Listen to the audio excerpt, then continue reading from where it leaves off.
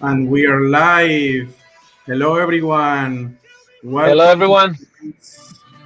Hi, Cami. Welcome to today's stream. I have the pleasure to introduce you to Camilo Tobacia. He's the CEO of Space United Football Club in the US. I'm Camilo Reyes, Chief of Staff of Metavisionaries.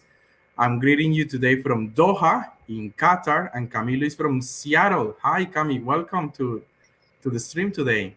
Yeah, thank you for having me. It's exciting. It's gonna be fun conversation.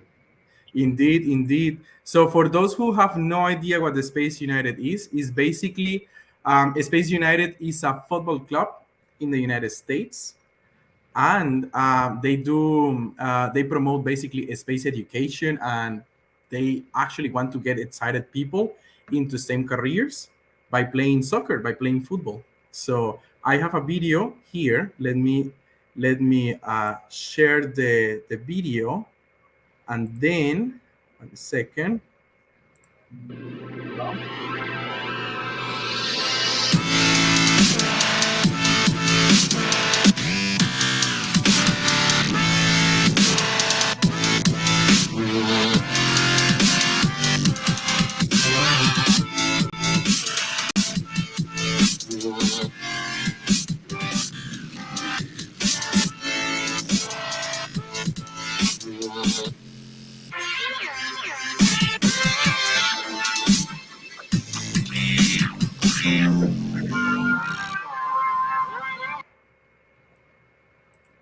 Wonderful. So, Cami, tell us a little bit more about Space United, why this mix between sports, space, and of course, metaverse. Like, tell us a little bit more about how did you started this club? Yeah, I'll tell you a little bit about the club. So, Space United started in its current form about 3 years ago, and we started it on a mission to unite sports and space. We are space professionals who work in the industry, but we're also passionate about sports and playing soccer in this case particularly. And as we got together with some coworkers and friends, we realized the power of the sports in uniting and creating communities. And then very naturally, we're starting going to tournaments and seeing the reception that we got from the youth, young students, and as well as parents as well and families, how they were getting interested about space through sports. So that was the first time that it really clicked that these two worlds could actually unite, particularly with the advances of space and how we're moving towards a world where there's going to be privatization of space, the space sector, access to space in all its realm. And so it just became clear that we needed to also focus a little bit on what the world of entertainment will be so that space can also become a fun, engaging, but also a relatable subject to everybody, right? So right now, space is very uh, comprised of alike minds that are working on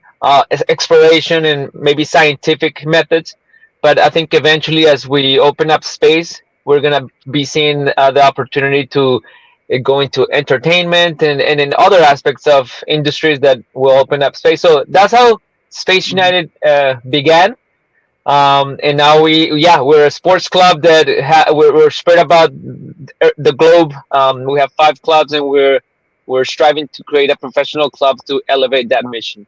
And where are these clubs located? I remember you told me, of course, some cities in the US, but also overseas. Like, which are the cities? Yeah, so we are currently our club began in Los Angeles. That was the first time or the first club that we established. Then I started working here in Seattle, and we saw the opportunity for STEM professionals and educators to come together in Seattle. That was the second club that started 3 years ago. And then from there on, we really started establishing our mission to use sports and education as a way to get to youth. And then that was the moment 2 years ago where we started expanding. So we have Los Angeles, Seattle as the flagship clubs, and then we've opened up additional clubs in Cape Canaveral, Denver, Colorado, and then one in Madrid, Spain, and Bogota, Colombia. So we Oh, that's currently wonderful. are. So, when you started the club, and you were engineers. I'm curious about this because maybe the audience will be also eager to learn more a little bit about how you guys started. You were working actually for a SpaceX, That's uh, correct. Yeah. and then now you're working for Blue. That's why you are in Seattle for Blue Origin. I mean, how cool is to see like how you guys like were moving from cities, but then the club didn't stop there. Maybe you can tell us a little bit more about this, please.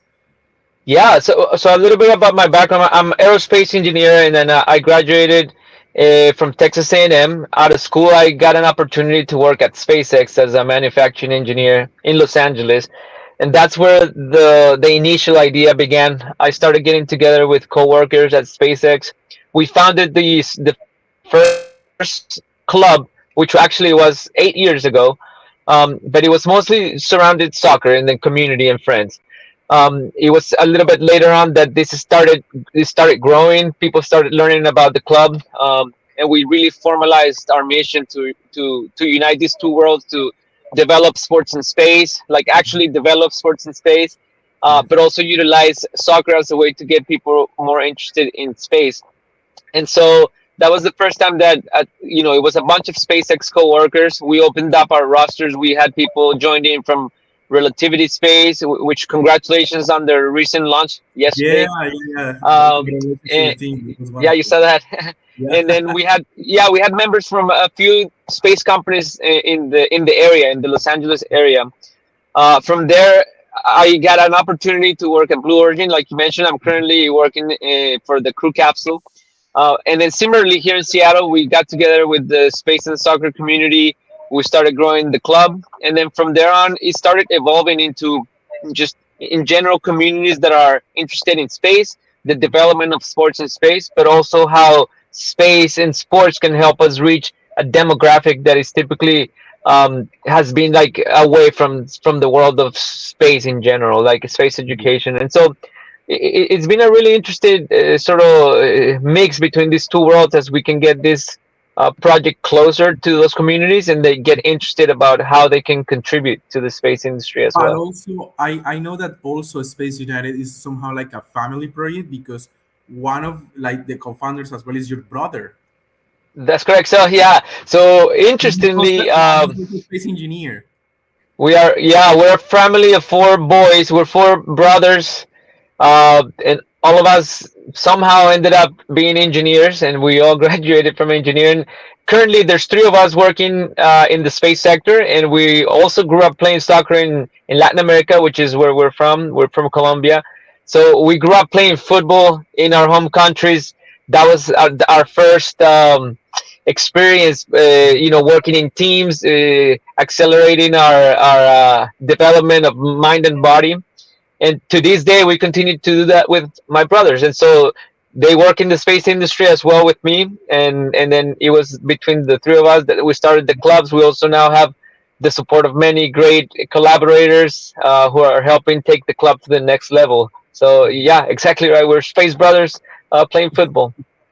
That's wonderful. And Cami, now I want to learn a little bit more about the future because, of course, like you guys are setting up the club, but what are the next steps? How you plan to, let's say, mix sports, science, research, of course, like the fan base that are like going to your football matches. You also told me like before we started the live that before every Space United match, you do some kind of STEM activities. So how do you mix all these together? And then looking into the future, how do you guys integrate the metaverse? Yeah. Okay. So yeah, let's unpack this because I think it's a really interesting topic of how we can get the community engaged. So we have our clubs that operate and play recreationally in different cities. A lot of them, I would say maybe 90% are comprised of space professionals. The rest are students who are maybe starting careers in STEM or educators. So what we've done is we've now have a community of over 100 space employees essentially who are also volunteering to do community outreach within their communities. So they get to go to schools, they get to talk to the kids, they get to teach them about what the exploration is happening, the future of space exploration. and then what that world looks like for the development of sports in space, which immediately sparks a lot of interest among youth students. So that's one aspect that has really connected us to youth education and the future of that generation. And so what we've done now, we are taking that to the fields, to the soccer pitch.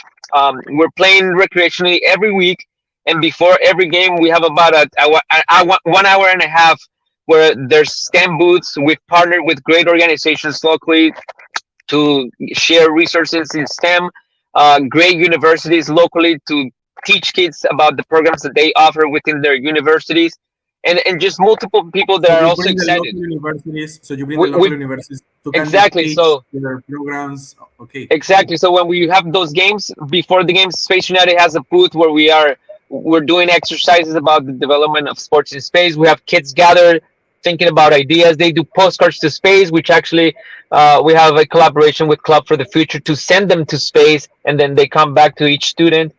But in addition to that, there's other organizations that we've partnered with to teach kids about electric vehicles. The Museum of Flight has come to also offer their researchers in STEM to students, and it's just overall like a fun, engaging activity for both students and families to get acquainted with the world of STEM. They get resources, and then they stay connected after the game so that we can do some mentorship, more community outreach through their schools, and we can expand more of this mission. Um, and through this model, we've connected 10,000 students at this point, and I believe we're counting over 8,000 postcards that we've sent to space with Wow, kids all over the world, in South America, Europe, Dubai, Australia, New Zealand, and then all over the US as well. that's wonderful. And okay, so this is like from the outreach and community building perspective. Now, how do you see like the impact of Space United as a football club on the research on human body for sports in microgravity in space? Because the idea is like maybe to build like a football club that in the future will play on Mars or in the moon. So Yeah, exactly. how do you see like the football club like investing on research and development for this? Yeah, exactly. So I think we're starting with a sport that is very common to the world, soccer, football. It's watched by 4 billion people around the world. So it's a sport that's very connected to our communities, and of course we're playing sports on Earth currently, and we're establishing that foundation and connection of access to resources to those communities. Ultimately, our goal is to also take that concept and start the development of sports in space, right? So Mhm. currently, there's a lot of technology that's being developed by multiple organizations to establish um, communities in space, taking industries to space, freeing up some of the space on Earth so that we can have more green spaces. But essentially, we're trying to work on that future where there's going to be hotels in space, there's going to be research and development in space, there's going to All be the hotels infrastructure, in space. right? All Yeah, the infrastructure that humanity is building, exactly. exactly. All the infrastructure is there to be built in the next 10 years. Companies like Orbital Reef that are working in amazing projects for creating spaces and modules for those sorts of activities. And An and orbital and reef it, is an orbital reef, if I'm not mistaken, they will have like a module specifically for entertainment, like for filming movies in it space. yeah, So, correct. It can be anything. It could be anything. And actually, they recently completed a competition where companies came on board and supplied some of their ideas. And you're exactly right. It can range not only from industry and the existing exploration that we already do, but it also extends to entertainment, the hotel industry, and then manufacturing. Right. So all those realms are possibilities, and those modules just grow as you get more of that technology up into space. And so once the ultimate goal for us is to once get up to like microgravity, zero G gravity, and experiment how the body behaves in that sort of environment to actually perform sports. In this case, uh, obviously we have different characteristics that your body is going to be having to adapt. Obviously, zero gravity. So how can we take those concepts and devise and design entertaining sports that a community can then come together, not just to practice, but also here on Earth we can watch that and come together to just to get excited about the future of sports and space and what that looks like. That's one step. Then the next step would actually be how that develops in other locations like the moon, where we have 1/6 the gravity, or Mars, where we have 1/3 the gravity of Earth. So that's sort of some of the future vision that we're also starting to work with. How do you see yourself playing in microgravity? That's something I would like to hear more about. Yeah, we've actually sat down and brainstormed a lot with our players, basically, because we are all working in space and we get some fun downtime where we can get to experiment and just brainstorm ideas. Mhm. I sort of see it as a way. I don't know if you've seen the modules, but these modules are fairly good size that theoretically you could turn it into a hollow space, maybe with soft walls around. And then if you can imagine some of the things that we've seen in movies, like I think we've seen it in Harry Potter, for example, where they have the Quidditch games and and they are floating with a ball and they have to throw it through a hoop. Please. So those Actually, sorts of things will actually become real. Yeah. I would like to show to the audience Luis Figo last year. Yes. He broke the world record playing football in space. Let me share it to the audience. And this is actually for the World Cup. Yeah. Luis So they did Figo, a parabolic flight, and this was yes, awesome. they went into a parabolic flight, and it was a partnership with Mastercard, and then they play football in this parabolic flight. This is a Yes, way to essentially, make you entertainment. can imagine that being a module, right? Like if we could make that Exactly. into an actual And module. this is a way to mix entertainment, sports, microgravity, science, how you actually going to get hydrated, like in microgravity. And as you said, so this can be one of the modules on board orbital reef station. Exactly. And then and some of the things that can develop from this concept is, for example, the players having an ability to also have some sort of impulse or move with some sort of jettison, maybe like compression air, where you can also maneuver your movement. You can also bounce off of walls. But yeah, this is essentially like a really cool concept that you can actually take into space. So cool. Yeah, that was very Yeah, cool. That yeah. was very cool. You know Those what? The are fun they. thing about this is how it brings Yeah. smiles to people, and it makes thinking about I space mean, exciting. honestly, I would never imagine a company, for example, in this specific case, like Mastercard, doing something like that because it's not relatable. But this is just an example on how like you can come, like any kind of space and science is not only for researchers; it's like for everyone. Like at this Yeah, finance company partnering with this sports player to do something cool on microgravity. Like this is how you yeah, can like basically mix everything. Bef- yeah. Cami, I must have said that before getting to know Space United, I was not that fan of soccer or football, and people that knows me since I was a little kid know that I'm honest because I didn't like football, but because now football is crossing path with the space and research, which is like actually my passion as a space systems engineer, and like now I love football, and Now now you're I hooked. want to. Yeah, exactly. And I wanna play football, which is great. Um, so now Wait, coming into. Yeah, wait, one quick thing before we move on from this subject. I'm sure. gonna put a call for action here because Space United is gonna do something like what Mastercard did right there. We're gonna do some concepts in space, so you need to reach to us if you're a soccer player or not, and you want to go to a parabolic flight because eventually we're gonna set up a game in space like that in the zero G flight. So Wonderful. reach out. There you go, people. So if you guys want to do something like that, like Figo did with Mastercard and Zero G Flight last year, just reach out to Camilo Space United, and yeah, they will be setting up something soon. Now, coming into maybe the next phase of this live, I want to talk about Metaverse. Tell me, how do you see the mix between like the title of our life, space, sports, and Metaverse? How do you see this new technology, which is basically, well, it's not that new. VR, virtual reality, has been there for quite a while now. But how do you see the intersection between virtual reality, augmented reality, into sports and research in space? Yeah, I think one of the really cool aspects about the metaverse, augmented reality, is that it allows people to essentially transport themselves into a location where you can commingle or interact with communities and people that are not there with you present, like in physical shape, right?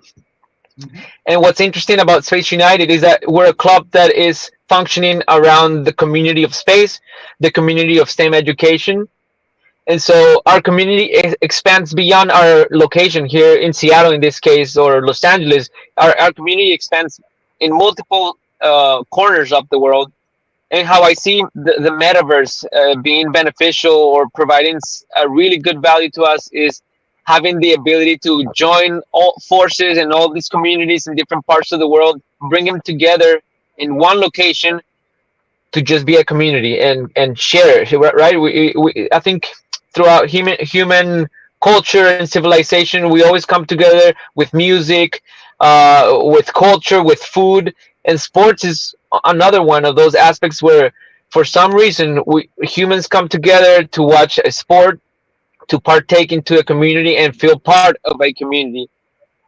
So I think the metaverse is going to enable that ability for people in Spain, in Colombia, in Dubai to come together in a location, in one location, and essentially be a part of for example, watching a game that can happen in the metaverse, Absolutely. or taking it into space education. All of us coming together to learn about how we can develop sports in space. So I think that's the really cool aspect that's going to be enabled by the And metaverse.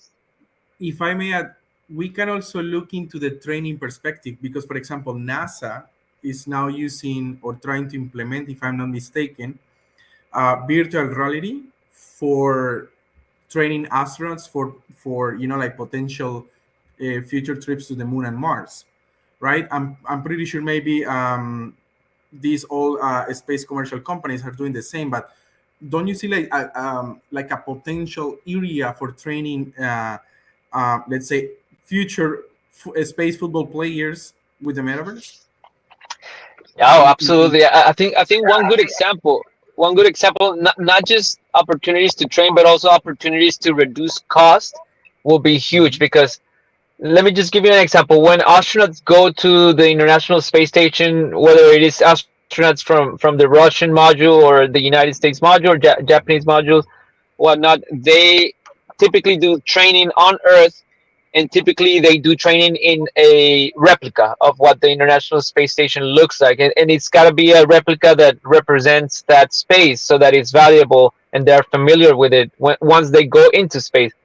Where I see some value there in that sort of reduction of physical form is that you can create virtual spaces that one are exact replicas of what the International Space Station looks like or orbital reef looks like, and if those if those elements change, you can quickly adapt those in the metaverse.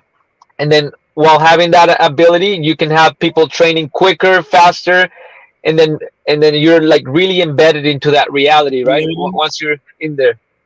creating like what in the metaverse industry is called the digital twins. So we create like a digital twin, and then people come and Exactly. train in this digital twin, and basically it's a replica of what they have like in the real world, and then they can apply it like what they did in their training.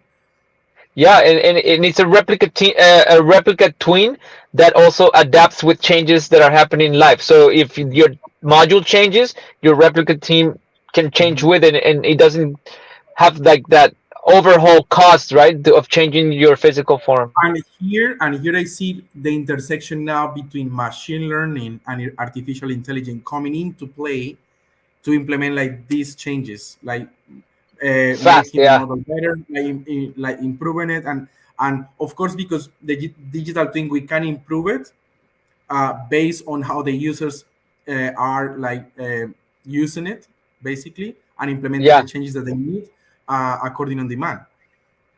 Yeah, exactly. I think, and we're just at the beginning of what it's just gonna continue to get better. Renderings are gonna get better.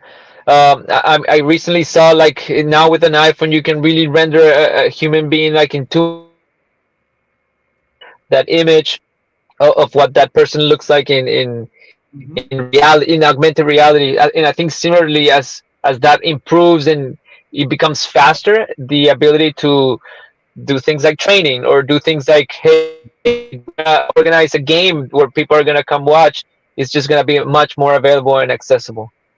And on top of that, I Absolutely. think important what the metaverse can offer is accessibility for communities and countries that don't currently have access to space. So I think they can come closer to this world faster, because currently they don't have the infrastructure Mhm. space of a space agency like NASA, which has been around for many years and is very powerful. They have a lot of experience in research. Countries like in Latin America, Africa, or other nations that don't have that quite those resources can also come into the metaverse and then get that experience through that shared knowledge, right?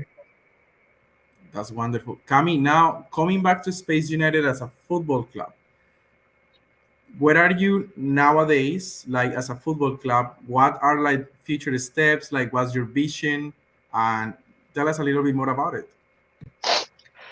Yeah, so Space United, we believe in a future where sports in space will become an everyday life. We're going to start seeing that as we get more exploration into space. So ultimately, that's the vision that we see as being the future of space, where we have entertainment.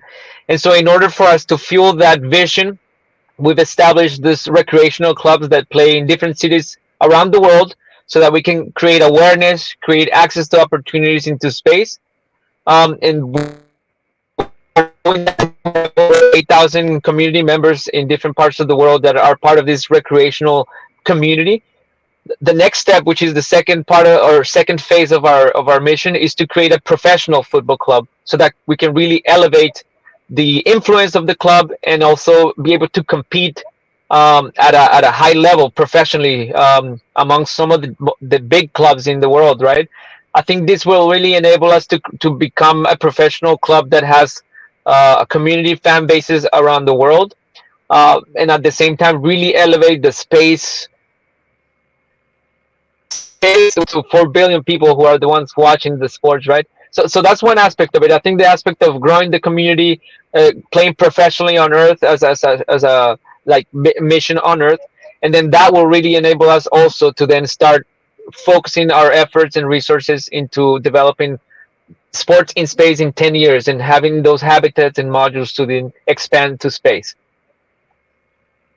Perfect, perfect.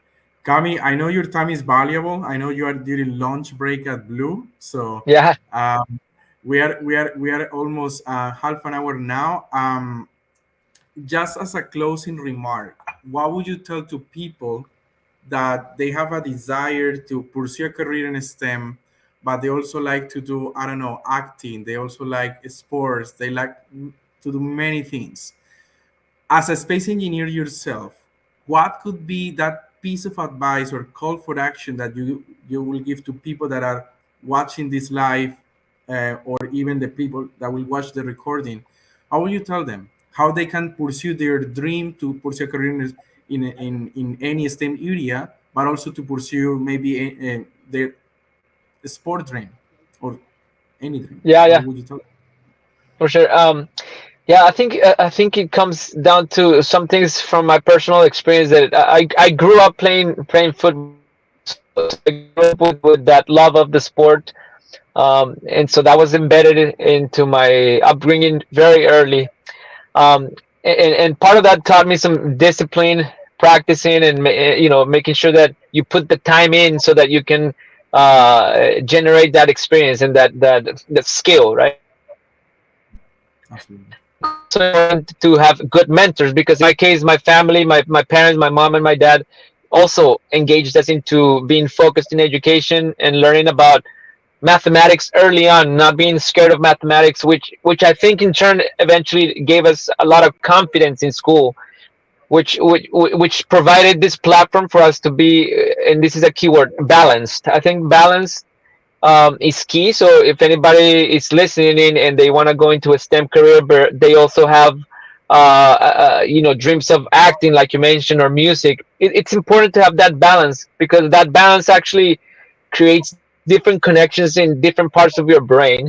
And this is real. This is like other types of science, that it would actually develop your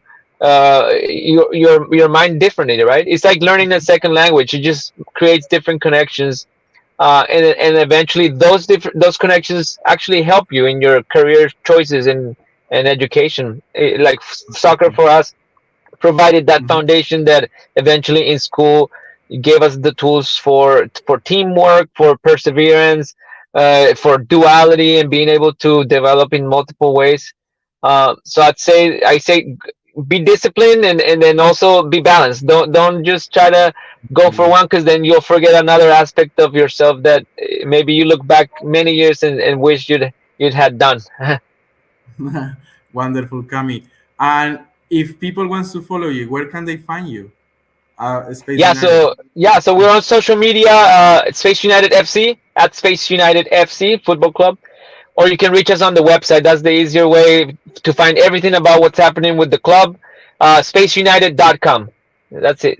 Pretty easy. And if, and if people wants to start their own Space United In local their club, cities.